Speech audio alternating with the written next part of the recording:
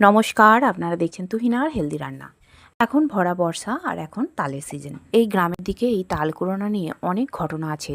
গ্রামের দিকে কিছু কিছু মানুষের এই তাল কুড়ানো, নারকেল কুড়ানো এইগুলো হলো এক ধরনের নেশা। তাদের ভয় ডয় কিচ্ছু নেই, অন্ধকারেও তারা চলে যেতে পারে। আমাদের গ্রামেরই পাশের পাড়ার একটা ঘটনা। একজন মধ্যবয়স্কা মহিলা, তার ওই নেশা হলো তাল কুড়ানো। বাড়ি থেকে কিছুটা দূরে মাঠের মাঝখানে তাদেরই তাল গাছ আছে। সে সেখানে রোজ ভোরবেলা তাল কুড়োতে যায়।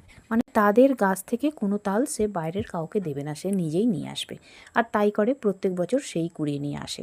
এবার জল পেরিয়ে পেরিয়ে মাঠের মধ্যে দিয়ে গেছে, গিয়ে তাল কুড়িয়েছে। এবার হয়েছে কি, ওই তাল গাছের গোড়াতেই ছিল এক বিষধর সাপ, আর তার পায়ে দিয়েছে এক কামড়। কী সাপে কামড়েছে সে সেটা দেখেওছে, পা ঝাড়িয়ে সাপটাকে ফেলে দিয়ে সে বাড়িতে তাল নিয়ে এসেছে, আর তারপর বাড়ির লোককে বলেছে।